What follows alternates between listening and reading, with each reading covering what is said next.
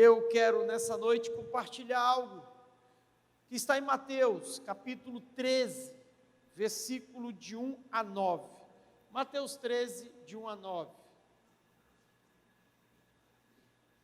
Eu quero, na verdade, continuar a mensagem que eu comecei no domingo passado, parte 2, amém? Parte 2, quando uma mensagem se torna uma série, para mim, ela vai virar um capítulo depois de um livro, porque às vezes a gente escreve muito e acaba que há uma direção de Deus, e você pode ter certeza que cada palavra que é liberada aqui nesse altar, seja por mim ou por outras pessoas, é uma palavra fresca, que desceu do céu para o momento atual, o momento oportuno na sua vida. Não despreze nenhuma dessas palavras, os princípios, os conselhos, as direções. E hoje também é uma palavra direcionada para você, para um desafio na sua vida, constante, contínuo, diário, permanente, um desafio de sempre ir mais fundo em Deus. Jesus contou uma parábola, vamos ler.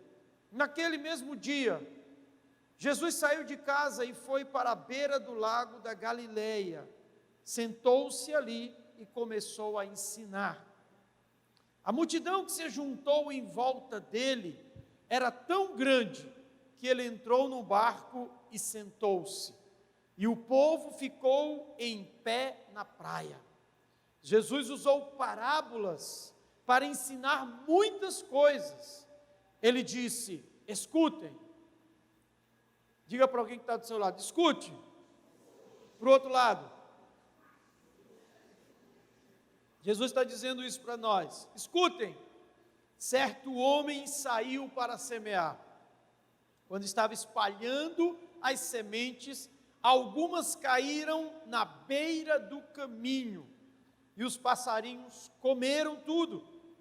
Outra parte das sementes caiu no lugar onde havia muitas pedras e pouca terra.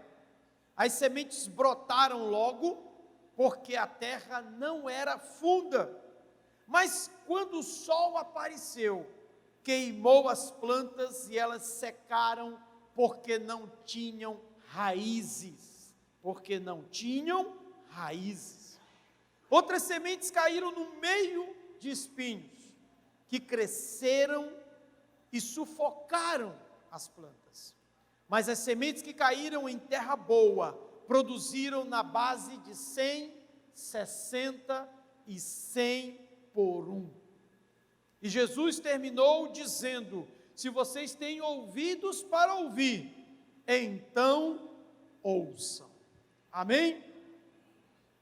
Que Deus possa plantar no teu coração uma semente nessa noite, que frutifique a 30, 60 e 100 por 1. Amém? Abre o seu coração. Sabe, eu sou apaixonado pelo ensino. Eu sou um profundo admirador da metodologia de Jesus Cristo, da pedagogia de Jesus. Jesus era um pedagogo. Ele não ensinava de qualquer maneira. A Bíblia fala que as multidões ficavam maravilhadas quando ouviam Jesus falar, porque o seu ensino era carregado de autoridade. Imagine você ouvindo o próprio Jesus falando palavras de vida eterna. Sabe quando o ensino é carregado de autoridade? Sabe quando o ensino é relevante e é capaz de promover mudanças, transformações, impactos, evoluções e revoluções? Quando esse ensino é carregado de autoridade. Quando esse ensino de fato contém palavras de vida eterna. O ensino tem autoridade quando tem palavras de vida eterna. Sabe, e Jesus, ele usou parábolas, histórias, imagens. Jesus usou símbolos para que o seu ensino não ficasse preso a uma retórica, a um discurso. Não, Jesus, ele queria que as pessoas fossem além das palavras. Diga comigo, além das palavras. O seu ensino tem autoridade quando ele vai além das palavras. Quando as palavras são confirmadas pelo seu caráter, pelo seu exemplo, pela sua vida.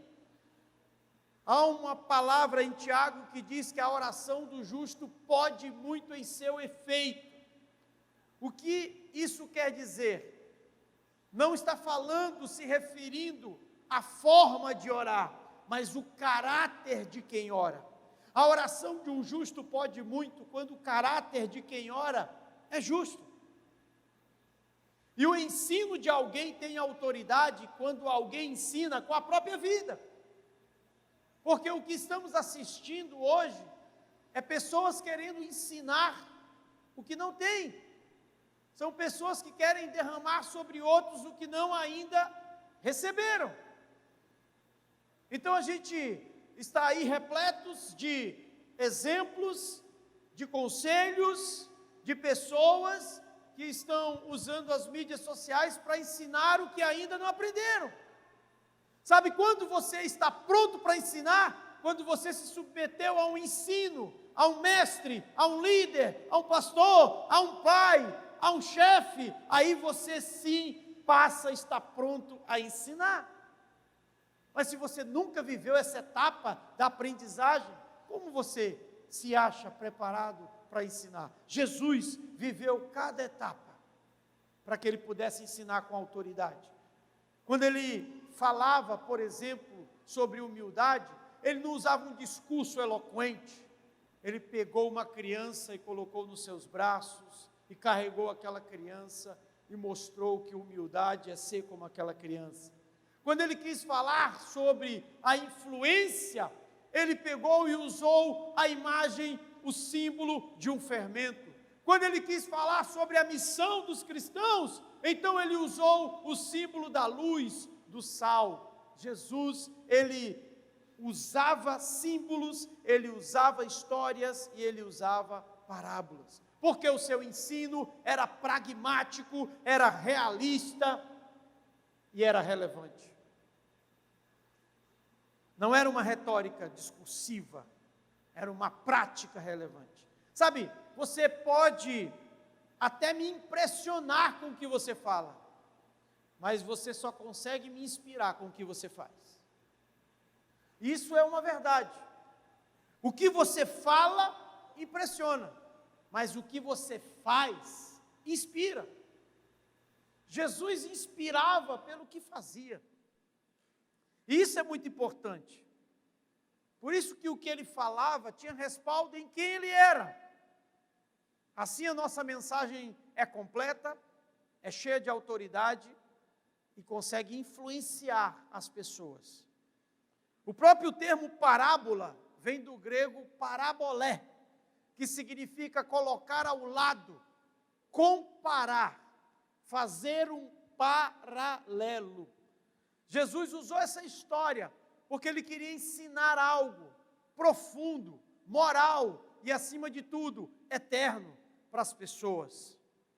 Então ele fala de um semeador, e ele fez isso diversas vezes, porque quando ele usava instituições, ele usava cotidianos, pessoas, ele estava mostrando que a vida cristã não se resume a uma bolha religiosa, a um domingo de um culto, a uma programação de uma igreja. A vida cristã é muito mais do que isso. É tudo o que você faz todo dia, durante a semana, mês e ano. A vida cristã não é separada da sua vida profissional, da sua vida conjugal. Pelo contrário, a vida cristã é o ponto inicial que se estende para a sua casa, para o seu trabalho e para onde você vai. Se a coisa não está funcionando dentro dessa lógica, está errado. Está fora do padrão bíblico. Porque tem que começar em você. O Evangelho de Jesus ele começou no próprio Jesus, vivendo o que falava. Sabe, Jesus usava parábola, diz Mateus 13:34, para dizer tudo isso ao povo. Ele não dizia nada sem usar parábolas. Isso aconteceu para se cumprir o que o profeta tinha dito: usarei parábolas quando falar com esse povo e explicarei coisas desconhecidas desde a criação do mundo. Jesus tinha uma pedagogia intencional. E ele usava parábola não para deixar suas histórias bonitas, mas para despertar o entendimento das pessoas, para que elas compreendessem com mais clareza. O propósito de Jesus usar parábola era ao mesmo tempo revelar, mas também ocultar. Nem todo mundo entendia. Jesus deixava claro que as parábolas, para alguns, eram janelas abertas, para outros, eram portas fechadas. A Bíblia diz em Mateus 13:10 que os seus discípulos começaram a questionar Jesus por que ele usava parábolas.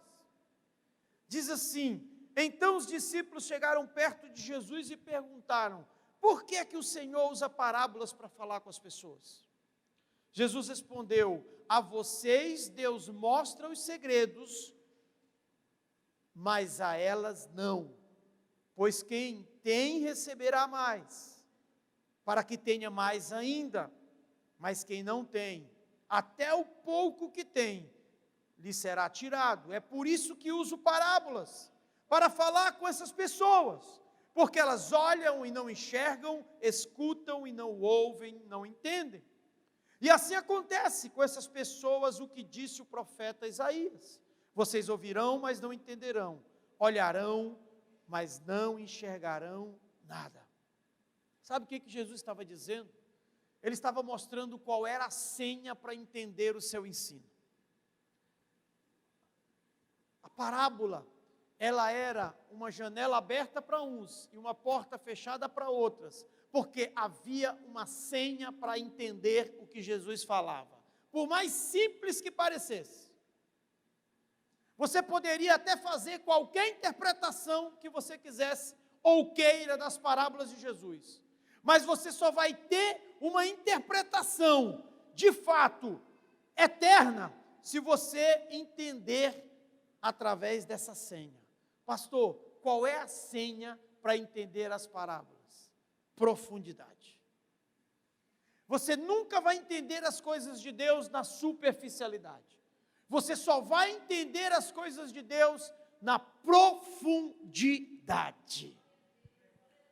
O Senhor te chama não para molhar os pés, o Senhor te chama para uma imersão total, sem reservas, uma entrega completa, plena. É assim que o Senhor nos quer. Se metade de você é de Deus e metade de você é de você, Deus não tem nada de você, porque Deus só aceita tudo, todas as áreas, todas as dimensões, tudo em você precisa estar imerso em Deus. Sabe aquela expressão, não sei se você já ouviu, nós somos achados nele. Quantos já ouviram isso? Eu quero ser achado em Deus. Essa é uma expressão muito profunda. Porque quando você diz eu quero ser achado em Deus, você está dizendo que qualquer coisa que aconteça, que qualquer experiência que você tenha, qualquer relacionamento, qualquer situação da sua vida, sempre vai acontecer a partir de Deus. E não a partir de você, das suas preferências, da sua vontade. Se você está imerso no rio de Deus, você vai ser achado lá. As pessoas vão ter que procurar você lá. Elas vão ter que ir até você lá, onde Deus está. Você vai ser achado nele. E na verdade, quando te procurarem, vão encontrar primeiro com Deus, porque você está nele, por ele e para ele. E qualquer coisa que quiserem de você, a seu respeito, só vão ter se encontrar Deus, porque você está sendo achado nele.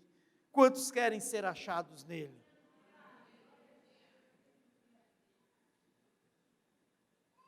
Quando você é achado nele, você é definido pelos princípios dele. As pessoas vão entender quem você é, entendendo quem Deus te fez para ser. Sabe, e a profundidade é a senha para você entender muitas coisas. E o texto fala disso. O texto fala de 4 tipos de solos, onde a semente cai. Mas o texto também fala de níveis de profundidade em cada um desses solos. E isso é muito importante, porque os 4 tipos de solos mostram onde a semente é depositada. Mas os 4 níveis de profundidade mostram a resposta que esse solo dará à semente. Cada solo, ele é previsível e ele produz um resultado de acordo com a sua profundidade.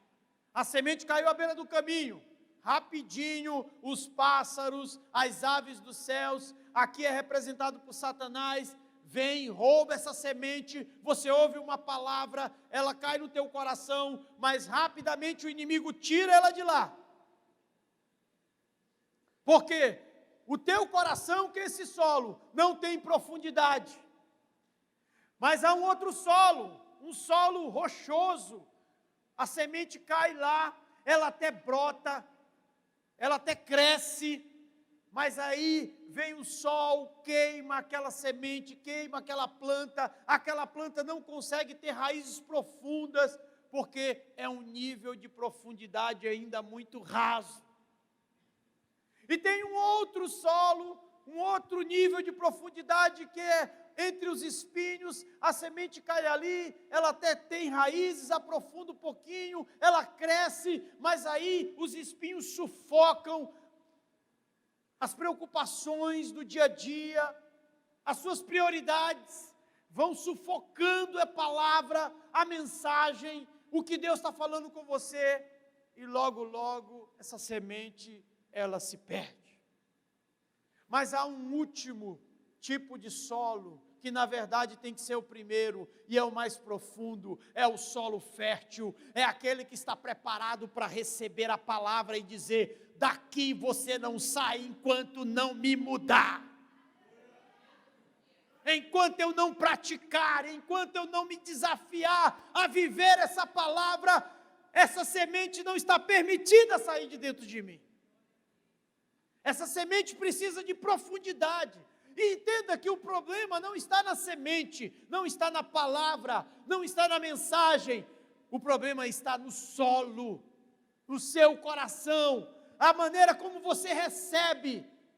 Porque a palavra não vai sempre te acariciar, a palavra também vai te confrontar. O que vai te transformar não é romântico, é pedagógico. O que vai te transformar, vai te confrontar. A Bíblia diz que muitos saíram de perto de Jesus quando ele falava palavras duras, quando ele falava palavras que confrontava, muitos iam embora. E assim acontece ainda hoje. Há pessoas que não se preparam profundamente para receber uma palavra, seja ela dura, seja ela boa. E na verdade a palavra de Deus, mesmo sendo dura, é boa. E é interessante, porque cada solo responde de uma forma. E esses solos, eles mostram, eles atestam, eles mensuram o seu nível de profundidade e de intimidade com Deus. Se você está preparado ou não para receber coisas maiores. A palavra de Deus diz em João 13 que Jesus fala assim para os seus discípulos: olha, eu não posso dizer todas as coisas para vocês, vocês não suportariam, mas quando eu for e o Espírito Santo vier, o Consolador, ele vos ensinará todas as coisas. Jesus estava dizendo: vocês ainda não têm profundidade suficiente para ouvir tudo o que eu tenho para dizer. Mas quando o meu Espírito Santo vier e habitar em vocês, vocês vão poder sim alcançar esse nível para entender coisas mais profundas, coisas maiores. Sabe o que a gente precisa entender? Que o primeiro alvo de uma pessoa madura não é conquista, é autodescoberta. O primeiro alvo de alguém que quer ser maduro, o primeiro alvo de alguém que quer ser íntimo de Deus, o primeiro alvo de alguém que quer ser sábio, não é conquista, não é sucesso, é autodescoberta. É saber qual nível de profundidade há no meu coração para receber de Deus. Tem pessoa muito rasa, e Deus não coloca coisas profundas em pessoas rasas. Isso é um princípio. Deus não coloca coisas profundas em pessoas rasas. Entende isso? Deus é uma fonte que eu sempre falo, abundante. Ele tem água inesgotável. Mas se você cavou a sua piscina para criança, ele só vai encher até o nível de criança. Agora, se você cavou sua piscina para adulto, se você cavou sua piscina 3 metros, 5 metros, 10 metros, ele vai encher ela todinha. A propósito, quantos metros tem a sua piscina espiritual? Será que está cabendo você todinho lá dentro, ou você só está molhando os pés? Você ainda está no raso? Você está ainda aqui, sabe, só recebendo mensagens todo domingo? Bacana a pregação do pastor. E vai viver a sua vida, e vai acomodar os seus medos, e vai acomodar as suas frustrações, e não sai do lugar. Será que você está entendendo que você pode ser um dos 3 primeiros solos, e não está sendo o solo adequado para tudo aquilo que Deus está colocando em você? Sabe, porque se você continuar raso por muito tempo, vai se cumprir o ditado bíblico que diz: não entregue pérolas aos porcos. Deus não vai entregar coisas valiosas para pessoas sem profundidade. Ele não vai entregar porque sabe que vai se perder. Está mais do que na hora de você ter profundidade. Olhe para alguém que está do seu lado e diga: a senha é profundidade. Para o outro lado também, para não ficar aí chateado com você, a senha é profundidade. Antes de medir a largura do seu sucesso, meça a profundidade da sua transformação. Meça o quanto você está crescendo para dentro, para baixo, para o profundo. Porque a sua popularidade não mede a sua espiritualidade. A sua intimidade, sim, mede a sua profundidade. A sua intimidade, sim, mede a sua maturidade. Porque é importante entender isso. Cada solo é uma esfera de vivência. Diga comigo, esfera de vivência. Cada solo é uma maneira como você se relaciona com Deus. Você é o solo à beira do caminho?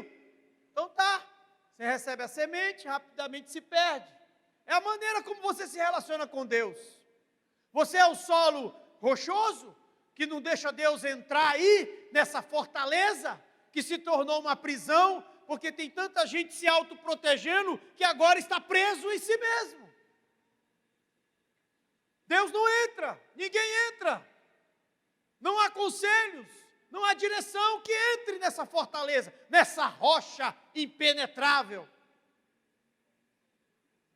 Você não vai receber o que Deus tem para te entregar, porque bate em você e volta. E isso não produz frutos, não produz resultados diferentes daqueles que você está acostumado e talvez já esteja até se reclamando para Deus, porque que a vida é sempre assim com você. É porque você é sempre assim com Deus. Se você é o mesmo com Deus, não reclame que a vida seja a mesma com você. Quantos estão entendendo isso? Eu sei que dói, mas é a verdade. Se eu não mudo, eu continuo uma criança, mesmo com o corpo de adulto, eu continuo com as emoções de uma criança. Como você vai confiar em uma pessoa dessa para entregar a ela coisas maiores? Não vai. Deus não vai dar a uma criança o que ele tem que dar para um adulto. Uma esfera de vivência. Mas o solo fértil é aquele que não deixa Deus passar. Eu não te deixarei enquanto tu não me abençoares. Semente, fica aqui até tu crescer, até tu frutificar.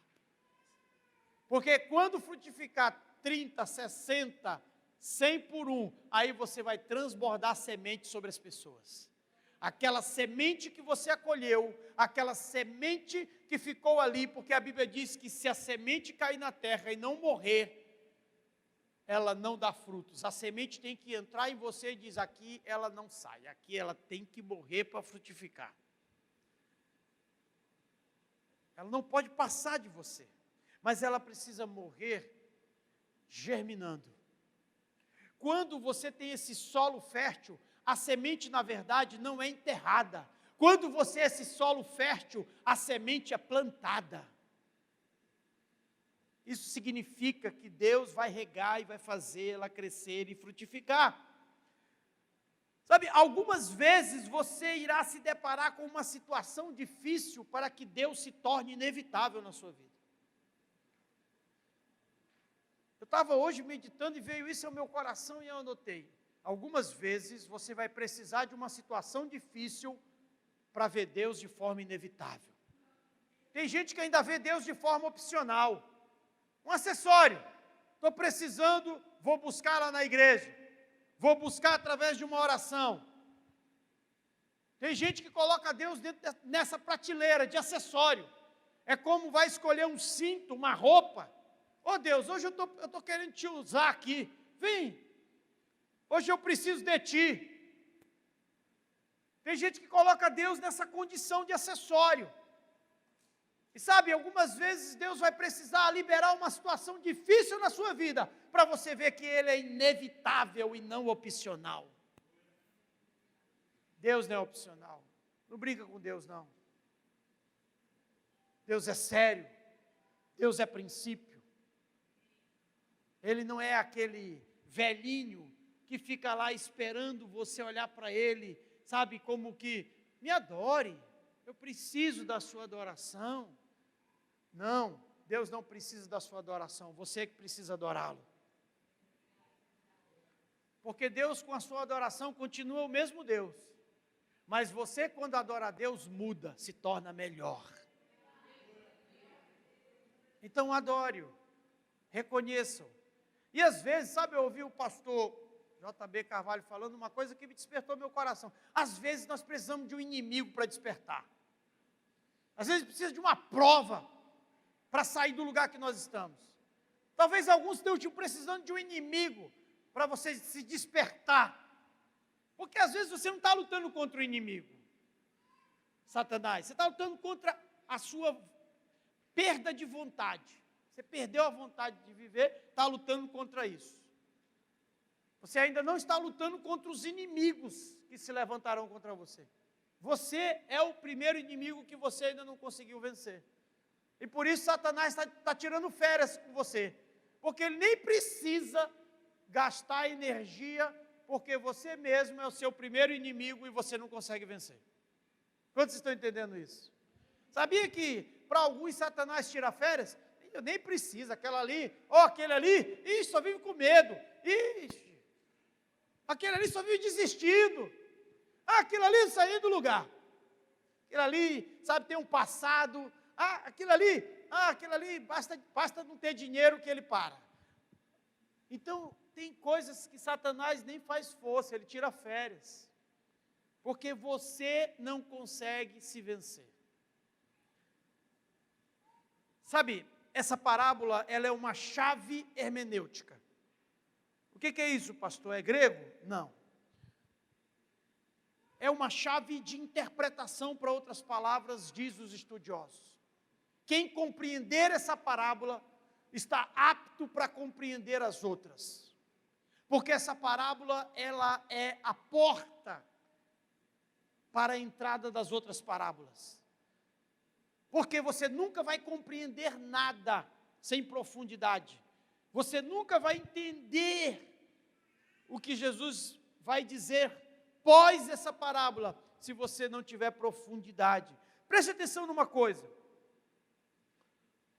O primeiro solo é um coração que não responde, ele está endurecido. O segundo solo é um coração impermeável, ele é superficial. O terceiro solo é um coração preocupado, ele é um coração sufocado. E o quarto solo é um coração disponível e maduro. No primeiro solo, quem age é Satanás, ele vai lá e rouba a semente. No segundo solo, quem age é a carne, não permitindo que o espírito vença. Então a carne luta contra o espírito, e o espírito contra a carne, e a carne vence. No terceiro solo, quem age é o mundo, mas no quarto solo, quem age é a palavra de Deus. À beira do caminho é Satanás que retira de você a palavra. No solo rochoso, sabe, é a sua carne que tira a palavra. No solo de espinhos, é o mundo que tira a palavra. Mas no solo fértil, ninguém tira essa palavra do seu coração. Por isso, você precisa ser profundo. Desistir das coisas superficiais, se quiser ter um encontro transformador com Deus. Eu quero te dizer algo nessa noite. Para ser profundo, você terá que ser medido. Primeira coisa que eu quero te dizer para você entender e desistir da superfície. Para você ser profundo, você precisa ser medido. Ezequiel 47, você conhece o texto. A Bíblia diz que com uma vara de medir, o homem mediu 500 metros na direção da correnteza para o leste. Ele me fez atravessar o rio e a água chegou aos meus tornozelos. Em seguida ele mediu mais 500 metros e a água subiu para os meus joelhos. Mais 500 metros e a água subiu para a minha cintura. Mais 500 metros e o rio era tão fundo que eu não podia atravessar, era fundo demais para ser atravessado, a não ser a nado e mergulhando. Aí ele me disse: homem mortal, preste muita atenção em tudo isso. Eu gosto dessa versão. Homem mortal, preste muita atenção em tudo isso. Para ser profundo, você terá que ser medido. Existem estágios, ciclos e fases na sua vida que você vai ter que atravessar, até chegar no nível mais profundo. A coisa não é acidental, eu gosto de dizer isso. A coisa é processual. É escada, não é elevador. Você sabe disso. Esse princípio é tão valioso, o princípio da escada, que vai ajudar você a entender, passo a passo, o que você tem que fazer e o que você não tem que fazer. A segunda coisa que eu quero te dizer, a primeira é, para ser profundo, você terá que ser medido. A segunda, seus melhores resultados não acontecerão na superfície. No nível em que você se encontra, você já conhece os resultados que você vai ter. Então, não seja injusto exigindo de Deus coisas diferentes, se você continua fazendo as mesmas coisas. Seus melhores resultados não estão na superfície. Você precisa de um pouco de estresse. Você precisa de um pouco de chacoalho. Você precisa de um pouco, sabe, de perseguição, talvez, para você sair do seu lugar. Tem gente que está precisando disso. Tem gente que está muito acelerado, que a gente manda parar. Mas tem gente que está muito parado, que a gente manda se mover. E tem gente que está precisando se mover. Sabe, você é o mesmo há anos. Não há um desafio. Não há uma superação além dos seus problemas pessoais. Não há um engajamento com a obra. Você que já deveria ser líder, ainda não é, há muito tempo. Você que já deveria estar com uma família, com um emprego, você que já deveria estar, sabe, com um negócio mais avançado, você que já deveria estar consagrado de repente no ministério, mas o seu medo, sabe, você acomodou tanto os seus medos que não há mais espaço para os seus sonhos. É preciso que você entenda isso. A palavra está te ofendendo nessa noite, para fazer você ir mais fundo. Para ir mais fundo. Você pensa que eu também não sinto esses desafios, vez por outras? Você pensa que de vez em quando eu não avalio ou sou avaliado pela minha esposa, pela minha família, pelas pessoas que me conhecem? Pastor, precisamos melhorar um pouco, precisamos ir mais fundo. Eu vivo isso constantemente. Se você vier para cá e as coisas acontecerem sempre do mesmo jeito, toda essa estrutura permanecer do mesmo jeito, você vai ser o primeiro a começar a falar, depois a criticar e depois a resistir. Ah, o pastor parece que esqueceu, não está administrando bem, não está mais crescendo. Você é a primeira pessoa a falar isso. Porque a gente está numa vitrine, e fica fácil olhar para nós, mas comece olhando para você. Muitas pessoas estão olhando para você e dizendo, o que aconteceu com você? Por que você ainda é o mesmo, tanto tempo? O que foi que paralisou você? O que foi que paralisou fulano? Por que fulano não rompe esse ciclo, esse loop? Porque continua a mesma pessoa todo o tempo? Você tem a resposta. Essa noite, Deus está te dando a resposta. Jesus disse assim, entrando num barco, sabe, para Simão, que ele empurrasse o barco para um lugar mais fundo. Ele disse, quando acabou de falar, agora saiam mais para o fundo e lancem as redes, que vocês irão pegar muitos peixes. Senhor, respondeu Simão, nós trabalhamos durante a noite toda e não pegamos nada, porém se o Senhor diz assim, vamos tentar novamente. E desta vez as redes ficaram tão cheias, que começaram a romper-se.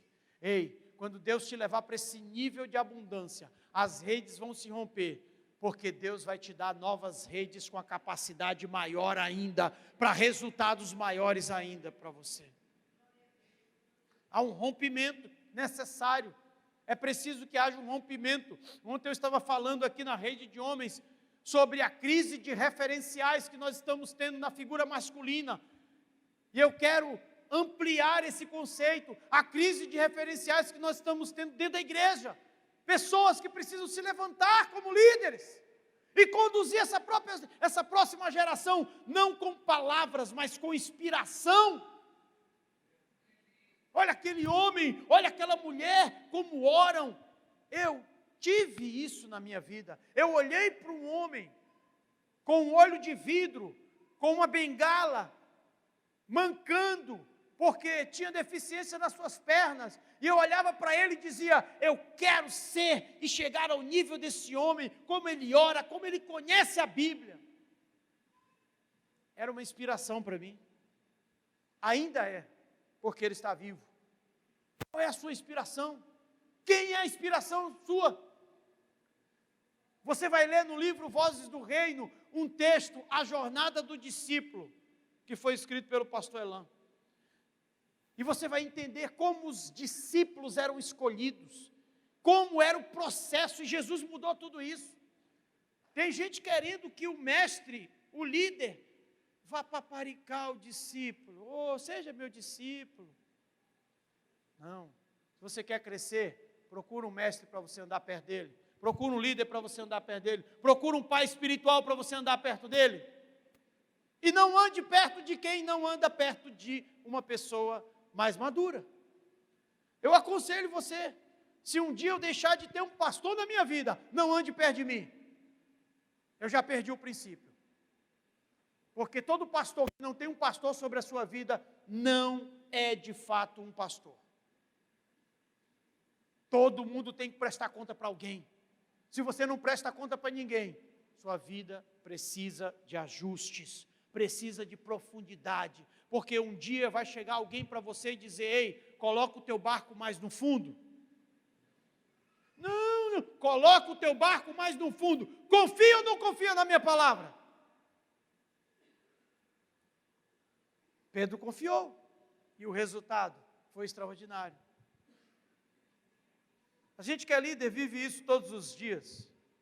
Há pessoas que não querem, de fato nenhuma, andar sobre um conselho, sobre uma palavra. Você que é pai também sabe o que eu estou dizendo. Há muitas pessoas que não querem correr riscos. Elas estão fazendo cálculos, dizendo que não querem correr riscos. Sabe, mas aqui eu encerro. Jesus foi muito enfático quando ele falou sobre profundidade, usando a figura da segunda milha.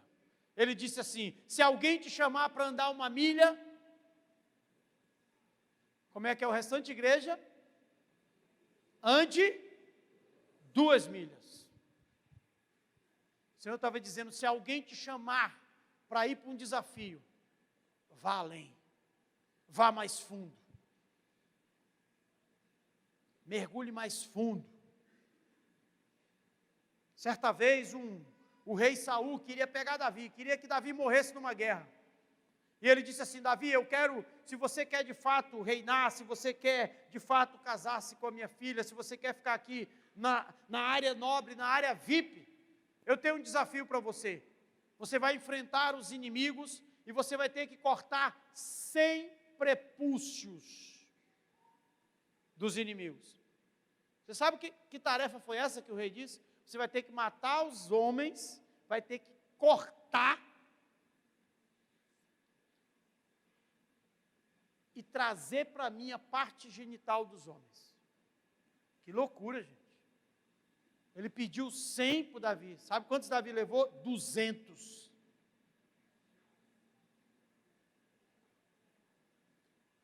O que eu quero te dizer, tirando, é claro, essa parte dramática, o que eu quero te dizer é que Jesus colocou em você a capacidade de ir além do que você já chegou, além do que você está fazendo. Sabe, um dia eu comecei a me questionar em meus resultados e me achar incapaz, mas foi através de um homem, foi através de um líder, foi através de um mestre, foi através de alguém, de um pai espiritual, que eu me desfiz dessa crença limitante. O Senhor está aqui dizendo para você hoje: eu estou autorizando você a andar a segunda milha, aí mais fundo. E quando você está autorizado a ir para a segunda milha e não vai, você está fracassando do mesmo jeito que se estivesse errando. Porque errar não é apenas, sabe, fazer uma coisa de forma diferente do que deveria ser feito. Fracassar não é apenas cometer um erro, fracassar é também desistir. Fracassar também é desistir. Amém? Coloque o seu limite, o seu máximo em Deus, e você vai ver Ele se multiplicando, e surpreendentemente os resultados vão levar você a querer ir mais longe, mais e mais, e nunca você vai parar. Sabe, isso nos liberta da filosofia da cigarra. Você já ouviu falar da filosofia da cigarra? Ela fica tocando despreocupadamente aquela mesma música em todas as estações, e ela não se preocupa com as estações onde haverá fome, onde haverá necessidade dela usar o que armazenou. Ela não armazenou para as estações de escassez. Tem gente que não está armazenando. Eu quero encerrar com Zacarias 13:9, que diz assim: a estes que sobrarem, os que forem mais fundo, os remanescentes, a estes que sobrarem, olha o que Deus está dizendo: eu farei passar pelo fogo, eu os purificarei, como se purifica a prata, eu os refinarei como se refina o ouro, aí eles orarão a mim, e eu os atenderei, direi: vocês são meu povo, e eles responderão: o Senhor é o nosso Deus. Isso é um refinamento. O Senhor está dizendo assim, preste atenção, os que sobrarem, os que já vieram de uma luta, os que já superaram dificuldades, fases, os que sobraram. Isso significa que muitos ficaram para trás. Você sabe aquela seleção de Gideão, que ficou só 10 mil, se eu não me engano, porque muitos tinham voltado com medo? Ficaram no raso. Aí Deus diz: esses que sobraram, eu ainda tenho uma prova para eles. Eu vou passar eles pelo fogo. Os que sobrarem dos primeiros níveis, ainda vão ser testados em níveis mais profundos ainda. Agora, qual o resultado disso? Uma intimidade tão orgânica, tão próxima, que Deus diz assim: olha, eu vou dizer para todo mundo, esse aí é meu povo, esse aí é meu filho. E Ele vai dizer para todo mundo, esse aqui é o meu Deus. Sabe, preste bem atenção nos termos que o texto usa: passar pelo fogo, purificação, refino. Não adianta você querer levar uma vida cristã romântica, sabe, não adianta você querer aí, sabe, retirar a dor do processo. Não. Vai ter dor, mas vai te melhorar. Porque Deus quer colocar coisas profundas em pessoas profundas. Amém? E eu encerro com uma oração e ao mesmo tempo uma declaração de Paulo para a igreja de Éfeso. Ele diz em Efésios 3,16, ele fez uma oração para que aquela igreja entendesse e vivesse na profundidade. Eu oro para que com as suas gloriosas riquezas, Ele, Deus, o fortaleça no íntimo do seu ser, com poder por meio do seu Espírito, para que Cristo habite em seus corações, mediante a fé. Eu oro para que vocês sejam arraigados e alicerçados em amor. Eu oro para que possam, juntamente com todos os santos, compreender a largura, o comprimento, a altura e a profundidade, e conhecer o amor de Cristo, que excede todo o entendimento, para que vocês sejam cheios de toda a plenitude de Deus. Pode aplaudir Jesus, não a mim. Quero chamar o ministério aqui. Sabe quando você é cheio da plenitude de Deus? Quando você está em níveis profundos. E níveis profundos exigirá de você um refinamento, um tratamento. Amém? Profundidade não é um discurso. Escute isso. Profundidade não é um discurso. Profundidade é um nível de experiência com Deus. Você quer ver uma pessoa profunda? Então, avalie o seu nível de experiência com Deus. Não passou por essa terra um homem mais profundo do que Jesus Cristo. E por que ele era profundo? Porque ele era íntimo de Deus.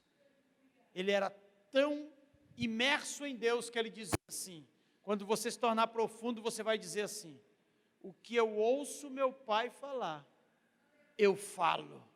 O que eu vejo meu pai fazer, eu faço. Esse é o nível mais profundo que você pode alcançar.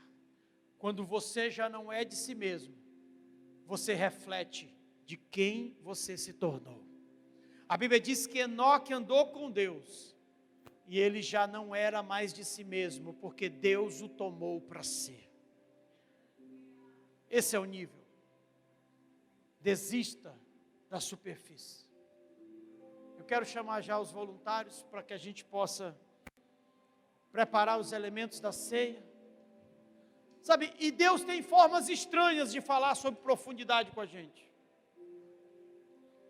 No momento em que Jesus reúne os seus discípulos em um lugar, Ele prepara uma mesa, Ele prepara uma ceia, mas antes de ceiar com seus discípulos, Ele bota uma toalha no seu braço, e Ele carrega uma bacia com água, E ele chega então, escute isso, preste atenção no que eu estou falando, porque isso não está escrito aqui. Ele pega aquela bacia, e ele vai lavar um dos seus discípulos.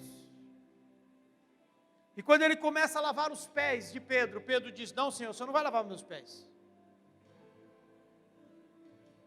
Jesus disse: se eu não lavar os teus pés, você não tem parte no meu reino. Jesus